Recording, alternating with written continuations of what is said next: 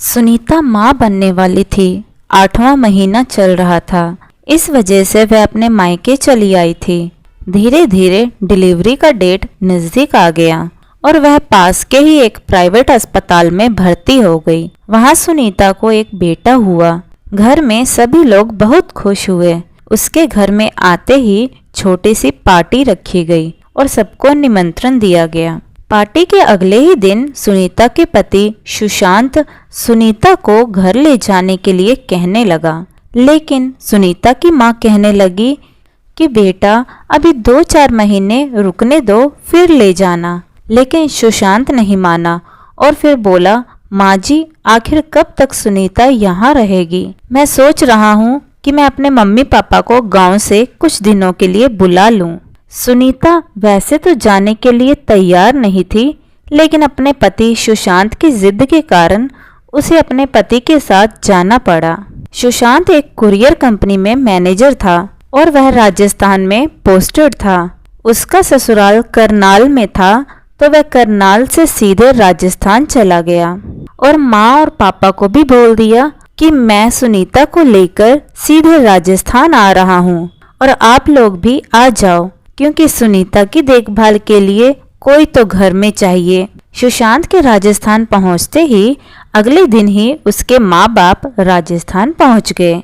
वैसे तो सुनीता की नॉर्मल डिलीवरी हुई थी, लेकिन वह अपने सास ससुर के आते ही घर का कोई काम नहीं करती थी। सारा काम अपनी सास अंजू जी पर छोड़ दिया था। घर का पोछा लगाने से लेकर खाना बनाने तक सारा काम अंजू जी करती थी। लेकिन अंजू जी को इस बात को लेकर कोई तकलीफ नहीं थी कि मैं दिन भर काम करती हूँ, वह तो अपना घर समझकर करती हैं। उन्हें जरा सा भी एहसास नहीं था कि सुनीता उन्हें जानबूझकर काम में लगाए रहती है और खुद दिन भर टीवी देखती रहती है। हमेशा शरीर में दर्द का बहाना बनाकर आराम करती रहती थी। अब सुशांत भी बाहर का कोई काम नहीं करता था। बाहर से सब्जी लाना या बाहर का कोई और काम हो, उसने सारा काम अपने बाबूजी पर छोड़ दिया था। लेकिन सुशांत के बाबूजी इस बात से बिल्कुल भी नाराज नहीं होते थे कि मुझे ये सब करना पड़ता है, क्योंकि वह तो समझते थे आखिर ये है तो हमारा ही घर। बेटा दिन भर ऑफिस में रहता है, थक जाता है, चलो मैं ही कर देता हूँ तो क्या हो जाता है, आखिर मैं दिन भर बैठे बैठे करूँगा क्या, इसी बहाने थोड़ा टहल लिया करूँगा। धीरे धीरे सुशांत का लड़का 6 महीने का हो गया, लेकिन सुनीता अभी भी घर का कोई काम नहीं करती थी। सुशांत की माँ चाहे बीमार भी पड़ती तब भी उनको ही घर का सारा काम करना पड़ता था और बदले में 10 फरमाइशें और कर देती थी। मम्मी जी आज शाही पनीर खाने का मन कर रहा है, आप बहुत अच्छा बनाती हैं, क्या आज आप बना देंगी? बेचारी सुशांत की माँ थोड़ा सा भी आलस नहीं करती थी बनाने में और बनाकर परोस देती थी, क्योंकि उन्हें जरा सा भी एहसास नहीं था कि बहू उनसे जानबूझकर काम करवाती है। एक दिन की बात है, संडे का दिन था। उस दिन सुशांत भी घर पर ही था। सब एक साथ बैठे हुए थे।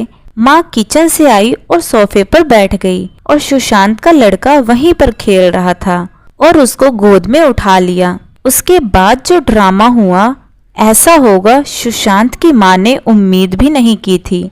सुशांत गुस्सा होकर अपनी माँ को डांटने लगा, माँ आपने बिना हाथ धोए मुन्ने को कैसे छू लिया? आपको पता है इससे इन्फेक्शन हो जाएगा।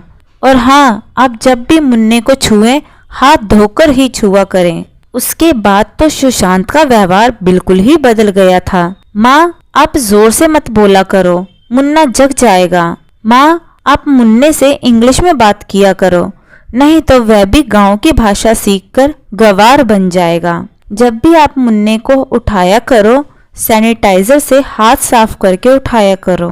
एक दिन शाम को जब सुशांत की माँ ने खाना परोसा तो सुशांत ने खाना लेकर किचन में रख दिया और उसने बोला, अब आपको खाना बनाने में बिल्कुल भी मन नहीं लगता है। अगर आपको अच्छा नहीं लगता है खाना बनाने में तो छोड़ दो, सुनीता ही बना लिया करेगी। देखो तो कैसा खाना बनाया है आपने, कोई भी इसे नहीं खा सकता। अगर इसे जानवर को भी दे दे तो वह भी ना खाए। दरअसल बात ऐसी थी कि सुनीता और सुशांत अब अपने माँ बाप को वहां पर रखना नहीं चाहते थे, क्योंकि इनका काम अब खत्म हो गया था। मुन्ना भी अब बड़ा हो चुका था। अब माँ बाप बोझ लगने लगे थे। उस दिन तो सुशांत की माँ को यह बात बहुत बुरी लगी थी। ऐसा लगा कि इस घर में सच में उनकी कोई वैल्यू नहीं है, और वह फफक फफक कर रोने लगी और रोते हुए बोली, बेटा, जब भी मैं पहले दम आलू बनाती थी तो तुम ही कहते थे, माँ क्या दम आलू बनाई हो, ऐसा लग रहा है कि सारी उंगलियां ही चाट कर खा जाऊं। आज तुम्हें बिल्कुल भी स्वाद नहीं लग रहा है। कोई बात नहीं बेटा, जब माँ बाप बूढ़े हो जाते हैं उनकी हर चीज बेटे को अच्छी नहीं लगती। इतने पर सुशांत के पिताजी भी खाने पर से उठ गए और कहने लगे, चलो अंजू, अब हम यहाँ एक पल नहीं रहेंगे। बहुत दिनों से बर्दाश्त कर रहा था, मैंने सोचा कोई बात नहीं, बेटा है बोल दिया तो क्या होगा, लेकिन अब हम यहाँ एक पल भी नहीं रहेंगे। जिस घर में तुम्हारी कोई इज्जत ना हो उस घर में हम एक पल भी नहीं रह सकते। सुशांत के पिताजी ने सुशांत को कहा, बेटा सही है, तुम भूल गए कि जब तुम छोटे थे तो तुम्हारी माँ किचन में रहती थी और तुम वहीं पर खेलते रहते थे आलू भिंडी के साथ, और माँ तुम्हारी खाना बनाती थी, तभी भी तुम कितने स्वस्थ और मस्त हो। लेकिन आज तुम्हारी माँ तुम्हारे बच्चे को छू देती है तो तुम्हारे बच्चे को इन्फेक्शन हो जाएगा। वाह क्या बात है, लेकिन कोई बात नहीं, अब हम यहाँ बिल्कुल नहीं रहेंगे। तुम्हारी माँ कोई बाई नहीं है जो तुम्हारी पत्नी की दिन रात सेवा करती रहेगी। आज हम लोगों को यहाँ रहते हुए 1 साल हो गया है। क्या तुम्हारी पत्नी ने कभी माँ के पैर भी दबाए हैं? कभी पूछा है अपनी पत्नी से कि तुम भी घर के काम में हाथ बटा दिया करो? हम कोई नौकर नहीं हैं जो यहाँ पर दिन भर काम करें और बदले में तुम हमें खाना देते हो।